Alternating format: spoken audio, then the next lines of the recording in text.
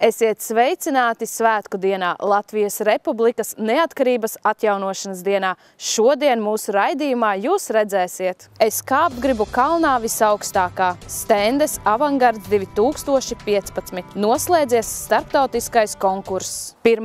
maijā tika svinēti turisma svētki Sabilē ar devīzi Es kāpt gribu kalnā visaugstākā. Nu jau par īpašu tradīciju ir kļuvis pārgājiens, ko novērtē gan Abavas Senlejas iedzīvotāji, gan Sabilas viesi, kuri ir gatavi vairāku stundu garumā kāpt kalnos, brist pāri tērcītēm, soļot cauri mežiem un izpētīt malu malas, lai iepazītu skaisto Abavas Senleju. Šajā gadā pārgājiens vijās cauri Valgaleju un Abavu ciemam. Iesim 5 kilometrus 1000 gadu pagātnē. Valle-Galle! Pirmā vieta, tā teikt, kas ir minēta Kurzemē iz vācu krustnešiem, ka viņš šeit ir ieradušies un slēguši miera līgumu kursā, kad mēs te dzīvosim mierā un saticībā. Kā mēs te dzīvojam mierā un saticībā, ko un kā mēs esam darījuši un darbojušies, izstaigāsim tās vietas. Mēram 5 kilometri. Šitāda virsma būs maz, bet tā, kad jarāpo galīgākos džungļos būs ļoti maz. Drošības noteikumi. Katrs skatās pats zem savām kājām, mēģina nepagrūst savu tuvāko un ielikt viņam pa piera kaut kādiem zariem. Ejot pa ceļu, ievērosim satiksmes noteikumus, kas attiec uz gājējiem. Nu viss! Attiec. Šogad tika izstaigāti Valgales un Rumpas pilskalni, apskatīti svētavoti, tāpat bija iespēja aplūkot vairāk kā 1000 gadus senus objektus, pārgājiens veda pa mežu un lauku ceļiem, atklājot vietas, kurām ikdienā varbūt tiek paskriets garām, vietas, kuras nav pamanītas un no jauna atklātas. Pieturas punktos gids dalījās ar interesantiem faktiem, teikām un nostāstiem, tādēļ atdzīvinot katru objektu, atklājot tā vēsturi. Ir saglabājusies leģenda, ka šī vietā ir bijusi vecā īstā Sabile. Un vienā jaukā dienā tā Sabile esot nodegusi. Bet virs zemes ir palikuši tikai skursteņi apdeguši. Tas vienkārši nozīmē to, ka 1500 gadu laikā cilvēku atmiņā ir palicis tas, ka tajās akmeņu čupiņās kāds ir kurinājis uguni un kaut ko darbojies. Un Sabile ir bijusi šeit. Tur, kur ir Sabile, senajos rakstos pirmajos, tā kā Vācija ienāca Kurzemē, tad bija kursas, tā teikt, sadarbības un miermīlības līgums. Un tajā Sabile nebija minēta, bija Pede-Valle un Valle-Galle. Valle-Galle, acīm redzot, bija minētajos rakstos šite, bet Pede-Valle tāpat Sabile izrādās. Pastaigas svaigā gaisā vienmēr ir patīkami, ja vēl tās laikā tiek uzzināts par dažādām vēsturiskām vietām, tas ir dubults ieguvums. Sabile pilsētā Rodziņa ir atklājusi aktīvo turisma sezonu, un ik viens ir laipni aicināts izstaigāt gan Sabili, gan brīnišķīgo Abavas Senleju. Baiba Demberga, Terēza Matisoni, Talsu televīzija. Raibi, krāsaini, koši un radoši tērpi tika demonstrēti Stendes Avangarda pasākumā, kurš norit jau 2. gadu. Izgaismota skatuve, kas rotārta ar dažādiem interesantiem tērpiem, mēli, pa kuru iet modelēm, īsta modes skates atmosfēra valdīja Stendes tautas namā, kur pulcējās visi tie, kuriem patīk radoša pieeja apģērba izvēlē. Avangarda tērpus demonstrēja 5 Stendes iedzīvotājus, kuras paši rokām tērpus darinājušas. Dažām pie tērpa izveidas palīdzējušas arī ģimenes un draugi. Stendes Avangards šogad nebija tik plašs kā iepriekšējā gadā, bet kā atzīst dalībnieki, tas vienalga bija skaists un sirsnīgs pasākums. Man ikdienas saistās ar papīru, jā, visu kancelu, un tāpēc es izdomāju, ka to tērpu taisīšu tikai no papīra. Un kā radās doma par varavīksni? Nu, vispār tērps bija domāts savādāk, jā, jo bija domāts otrādi, jā. Kad es sāku līmēt to papīru, tad sapratu, ka tas ir varavīksne, jā. Un tad es domāju, ka varētu būt arī saulīte klāt, tie mākonīši ar lietutiņu, jā. Un tā arī viņš ir visu kopā aizgāja. Kopējais pasākums man ļoti patīk. Arī patīk visi tie dziedātie, kas uzstājās. Nu, pilnīgi. Un tur atmosfēra, tur bija vispār brīnišķīga. Es domāju, ka šoreiz mums izdevās tas pasākums. Tāpat kā pagājušajā gadā, arī šogad pasākumu organizēja Stendes jauniešu centrs 5. Centra dalībniekiem netrūkst radošu ideju, un tāpēc pasākums izvērtās tik krāsains, ļoti labi bija piedomāts pie muzikālajiem priekšnesumiem. Paši jaunieši arī sameklēja sponsors, lai dalībnieki varētu tikt pie jaukām balviņām. Man ļoti tuvi ir mode, un man patīk radošas lietas, un mēs ar iepriekšējo vadītāju izlēmām dot kaut ko jaunu. un stendē daudz kas nenotiek un tiek atcelts. Mēs izlēmām rīkot konkursu avangards. Un kāpēc tieši avangards? Tas ir kaut kas neparasts, tas nav visur un ne visi prot to parādīt. Mēs vēlamies to parādīt par savam, parādīt ar savām idejām, ar saviem tērpiem, ar savu skatus izrotājumu.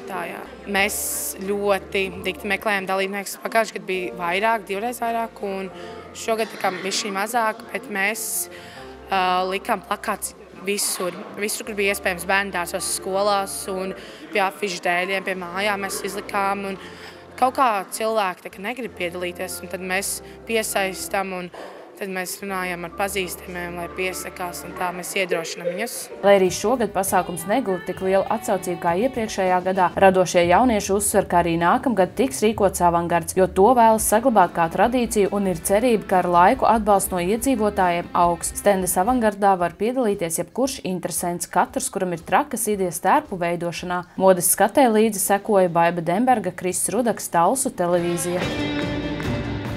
Talsu pirmais starptautiskais bērnu un jauniešu akadēmiskās dziedāšanas un vokālo ansambļu konkurss ir noslēdzies, dziesmas izdziedātas un uzvarētāji noskaidroti.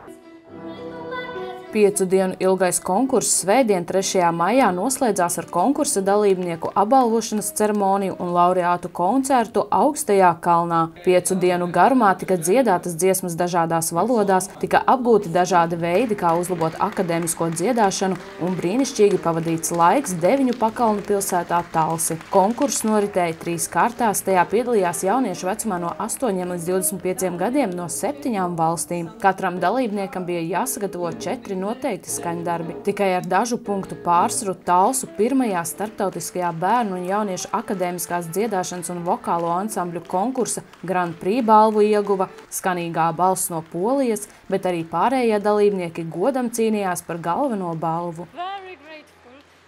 Esmu ļoti pateicīga, priecīga un man ir veicies. Es ļoti vēlos atgriezties, varbūt ne kā uz konkursu, bet uz Talsiem, jo šī ir ļoti maza, bet mājīga pilsēta. Sajūts ir, tagad ir tāds mazliet nogurums, tāds atslābums praktiski, jo tās, uz katru to kārtu saņemties ir tā mazliet grūtāk. Tagad ir tāds īstenībā atslābums, vairs tagad kādu laiciņu tiešām negribas neko darīt, jo tagad viss tas tā gatavošanās konkursam ir, viņā nav tikai tur pāris dienas. Tu jau gatavojies ilgāku laiku, tu katru dienu pie skolotājas izdziedi to savu visu konkursu repertuāru, un pēc tam pienāk tā konkursa diena, to jāsagatavojas ir viņam kārtīgi, tu koncentrējies.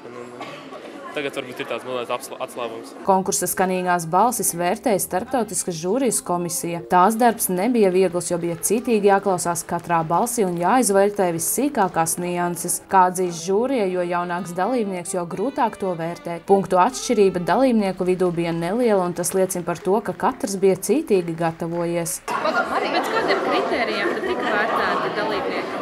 Balss, izteiksmība, kā balss pielieto.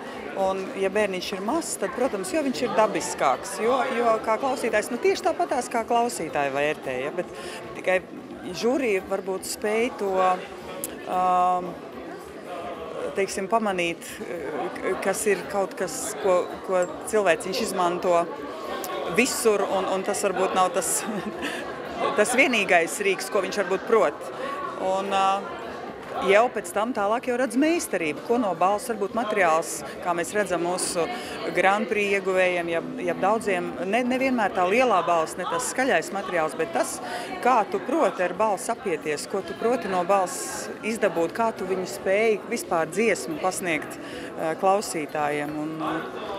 Jā, patiesībā ir ļoti daudz tās komponentes, un tāpēc ir arī kādreiz tas sarežģītākais, ka reti ir, kuram tas ir viss. Un tad, teiksim, ko mēs novērtēsim labāk? Balsi vai izpildījumu vai vēl? Un tā ir tā žūrijas grūtība kādreiz vienoties par to, kas tad būs svarīgākais. Ideja par šādu konkursu radās jau labu laiku atpakaļ, kad žūrijas komisijas locekle Valda Dzene viesojās Talsos pie sava audzēkņa Nika Freimiņa un tika iepazīstināta ar Talsu tautas namu, muzeju, Talsu mūzikas skolu, un viņa saprata, ka Talsi varētu būt tā vieta, kurā varētu notikt starptautiska mēroga akadēmiskās dziedāšanas pasākumi. Talsu klausos arī tika sastapti cilvēki, kuri ļoti vēlas šāda veida pasākumus. Viņi paši man nāca klāt un teica, varbūt, ka sākam kaut ko darīt. Un tad arī tapa nolikums, teiksim, uz jau iepriekš iegūtām zināšanām, uz tās bāzes. Un kāpēc Latvijā vajag starptautisku konkursu? Jo es parasti braucu saviem audzēkņiem ārpus Latvijas, jo mums Latvijā tāda nav. Un tagad es aizbraucu kaut kur uz ārzemēm, man prasa, kad jums Latvijā, kur jums Latvijā ir kāds konkurss starptautisks, kur mēs varam savā vecuma grupā konkurēt? Es saku, mums tā pārsvarā ir tāda lokālie, bet tāda, kur varētu kopumā šo pilno spektru aptver šīs 4-5 vecuma grupas, tādu it kā nav. Arī mākslinieki no konkursa dalību valstīm atzīst, ka starptautiski konkursi ir nepieciešami, jo tie palīdz māksliniekam attīstīties. Starptautiski konkursi liek sasparoties, vairāk censties un jau dodoties uz konkursu, esot viens mērķis – būt labākajam un uzvarēt. Tas palīdzot attīstīties. Kā sacīja neviens dalībnieks un pedagogs, ir cerība, ka šis konkurss kļūs par tradīciju, ka ir iesēta sēkla ļoti auglīgā zemē un tā augs zels un pletīsies plašumā. Šobrīd mēs jums piedāvājam ieklausīties pašās skanīgākajās dalībnieku balsīs.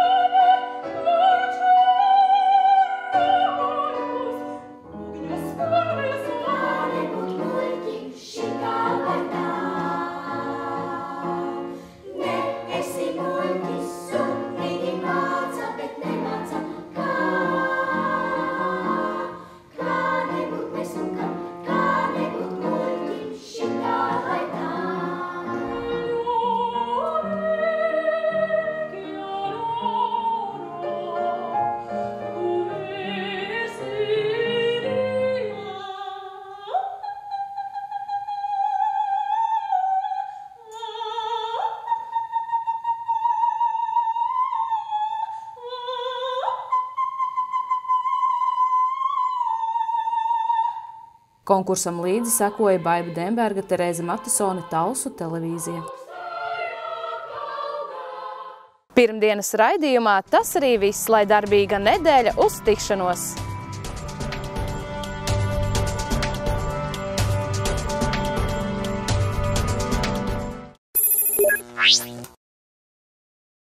Un 17. maijā Rallija Talsi! Čempionu rallijs! 2 dienās ātrākie braucēji jau 7. reizi izšķirs čempionu kausa likteni. Sestdien trasē arī Youngtimer vēsturiskie auto. Biļetes iepriekš pārdošanā lētāk. Vairāk informācijas Rallija Talsi LV ar Talsu novada pašvaldības atbalstu. Sponsorē Neste Oil, Talce SC grupa. Rallija Talsi lieldraugs, Latvijas dzelzceļš, oficiālais auto no Nissan Norde, organizē RA Events. Tiekamies 16. un 17. maijā Rallija Talsi!